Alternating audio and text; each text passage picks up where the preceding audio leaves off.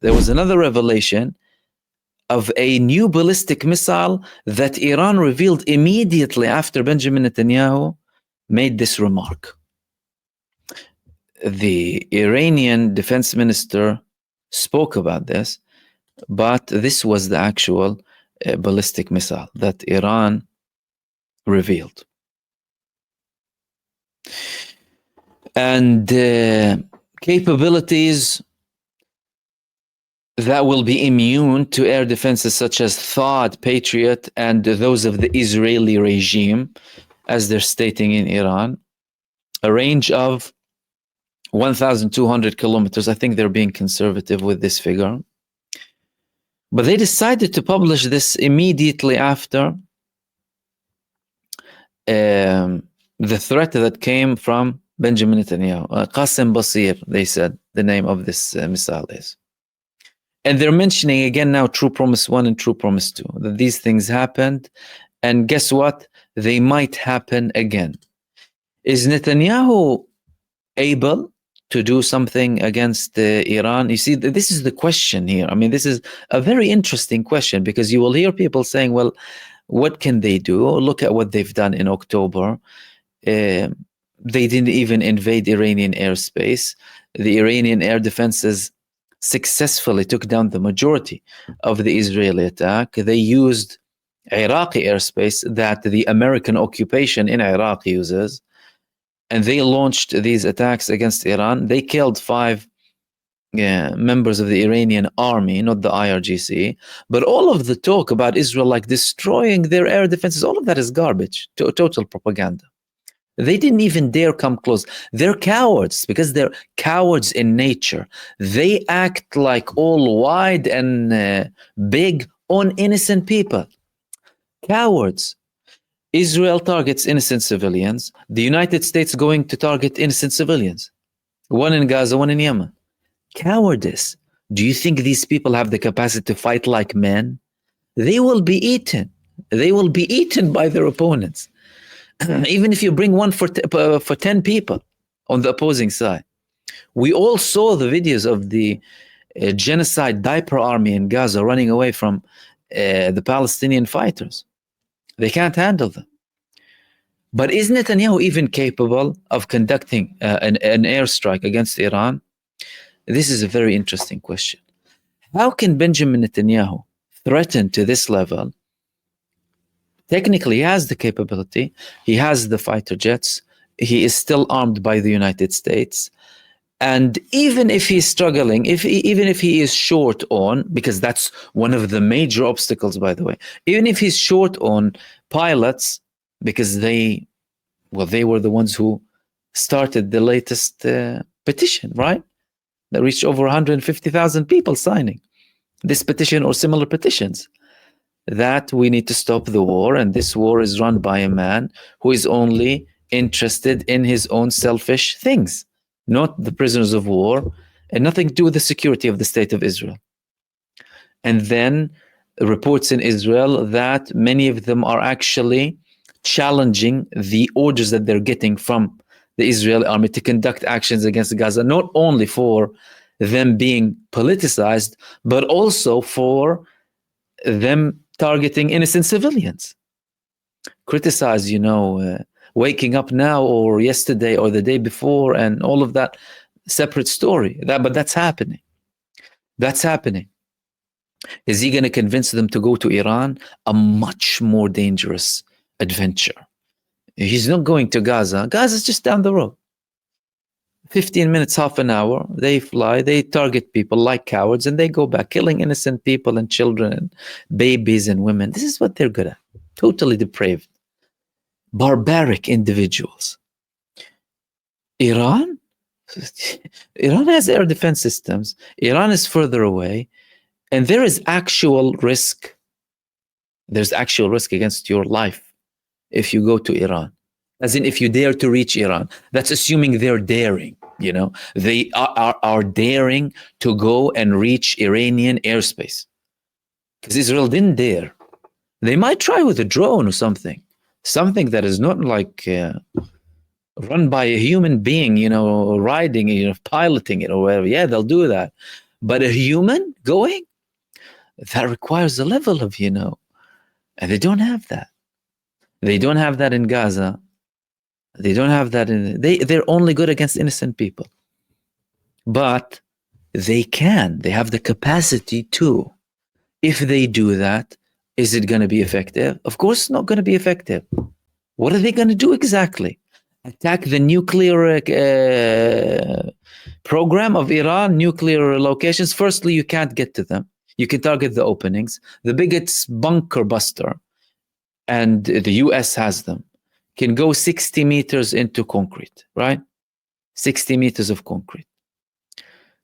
How many do they have? Secondly, well, the nuclear facilities and even the strategic missiles of Iran, they're hidden under mountains, deep under. So you have the mountain height, and then below the ground under that mountain. You can target the opening and the ending. You can't target anything inside. They will recover for it. It will be ineffective. What are you going to do? Nuke them? Nuke them and that's it? And the world is going to end. That's it. Do you want to end yourself with that too? Highly unlikely. Now, you can try and do a show. You can try and do a show and make it appear bigger than what it is. But it's not very likely to pass this time. Iran already gave them some time before. Iran was criticized. You can say rightfully so or not rightfully so. Depends on your opinion, really. Some people viewed it as the biggest opportunity of Iran to completely get rid of them, and they didn't. Iran, on the other hand, saw this as, well, look at what's happening inside. We have our own interests too. Time is not on their side, it's on our side.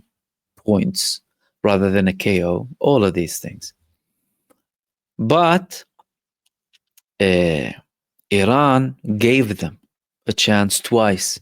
They gave them a chance back in April. They continued, well, before April. But Israel was constantly digging and poking. Israel pokes everyone. It's the root cause of evil.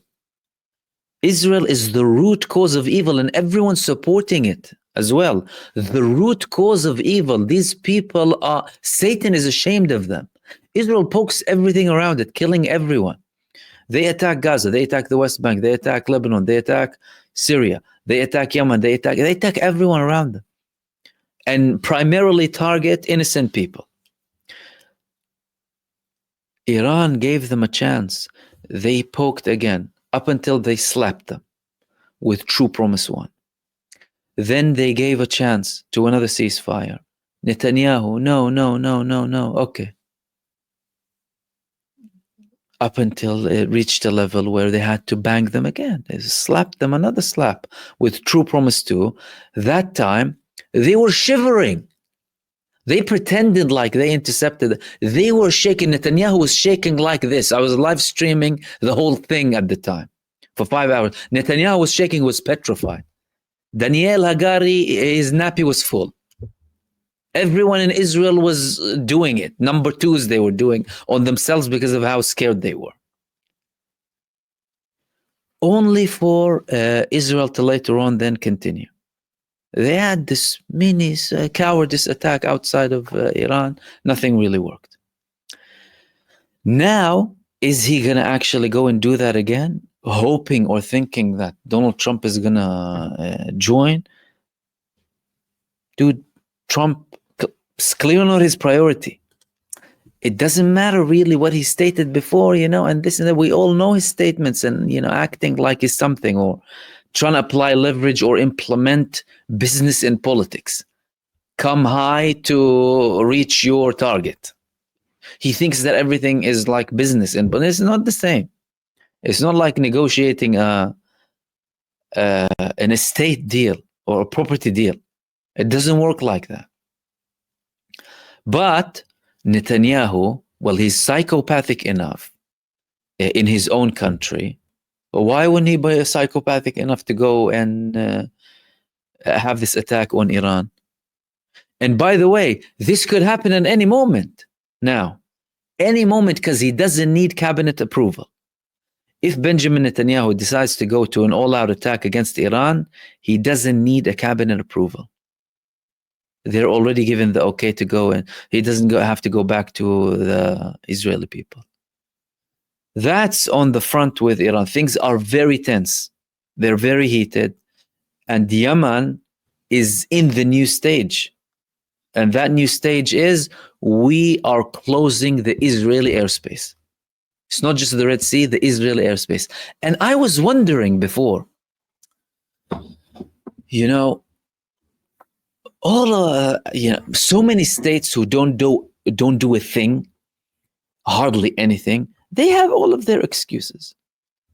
We don't want to give the enemy an excuse. Oh, we're not capable, we can't do anything. And the people are being butchered in Gaza. What if every Arab country or Muslim country or any country that has any sort of decency did what Yemen does? What would happen? Would Israel be able to continue to conduct a genocide? Or is it acceptable for them, all of these people or leaders, people in power, because the United States is backing Israel? And because many European countries are backing Israel. Is that why? If all of them did one thing, Israel wouldn't be able to continue. Israel wouldn't be able to do anything. But Yemen is proving to the whole world that this little poor country, poor in maybe material things, but the richest country in substance and in what they have and what they possess and what they do, in their morale, in their faith, in their spirit, in their honor and dignity. If people at least try to copy that, it's fine to copy something good. What would happen? I don't believe we would be in the same situation. Now, Yemen is saying that they're escalating, they're having this escalation because Israel is expanding the operation in Gaza. Are you serious? You might be asking, are you serious? How can they expand the operation in Gaza? Did they get to the tens of thousands of terrorists that they need to send to the Gaza Strip? Well, they're still saying that they want to send them, but there are certain remarks that are coming from the IDF Chief of Staff that can't really be interpreted in many ways, but one way. So I was talking to you about the priorities the last couple of days. Benjamin Netanyahu was saying the priority is to victory, achieve victory, and then to get back the hostages. But there are no hostages in Gaza. All of them are IDF soldiers, are IDF terrorists held by Hamas, the Palestinian resistance movement Hamas, one of the Palestinian resistance movements, because they were participating in the terrorist Gaza brigade, imposing a blockade on the innocent civilians of Gaza Strip. There are no hostages now. So you can't even say hostages now. As if you wanted to argue before, okay. But now you can't even argue. These were members of the Gaza division who surrendered like rats on the 7th of October. And many of them were imprisoned by the Palestinian resistance. Again, that's another example of how they're like when they are met face to face with opponents, right? So Zamir was saying, no, the priority is to get the people back. Netanyahu was saying, no, the priority is to have victory. And then the prisoners of war. But now Zamir, the IDF Chief of Staff, is having more statements before they actually start to get the people, or to try and hide the fact that they don't have anyone to go anyway. So what is he saying? He's saying we can lose hostages in a broad maneuver. In a sensitive security discussion held recently, Zamir warned Netanyahu and the ministers about the impact of expanding the maneuver in Gaza on the fate of the hostages. According to a report in Hadashot Reshet, the chief of staff claimed that the goals of the fighting, defeating Hamas and returning the hostages, are problematic when put against each other. Families of the hostages say losing the hostages means a loss. So the IDF chief of staff, he's trying with whatever he can to say Please don't expand the operation in Gaza. Please don't. There's fierce resistance waiting for us everywhere. This is the translation. There are people there waiting to put our heads in the sand. We haven't been able to defeat the Palestinian resistance because they are undefeatable. There's no way to defeat them. Say that. Say it as it is. This is what they mean. If we go to Gaza, we will get the beating of a lifetime, and we can't afford it because guess what? Tens of thousands already wounded and killed, over 100,000 have PTSD, and over half of the army doesn't want to fight. Say it as it is. This is what he means. Does psychopathic, retarded Netanyahu care? No, he doesn't care. But that's the world that we live in. A psychopathic war criminal running a supremacist, racist, depraved apartheid country, being enabled to commit all of that, not only against the people who his country occupied by force through terrorism and stolen their land, but against his own people who are saying he's killing us and killing the prisoners in Gaza. He is being enabled to do that. That's why. And he looks like he is still trying to go ahead. Why? There are no indications of him having a deal that will keep him safe and protected up until the next elections. No one is willing to give him that deal, which means he still has to rely on Bezalel Smotrich and Itamar Ben-Gvir, because he has no one else left. The others told him, we'll give you a safety net, but he's not relying on the safety net. Now, capability, no capability, again, that's a totally separate story. Totally separate story. What's for sure is he's still trying to get there. The tensions with Iran are very real. And Ansarullah have already moved to the next phase. And that next phase is imposing an embargo or a blockade on Israeli airspace, and not just Israeli-linked ships moving in the Red Sea. Meaning you can't go and come to and from Israel. Any airlines, whatever, this is what they're saying. This is the message that they're saying.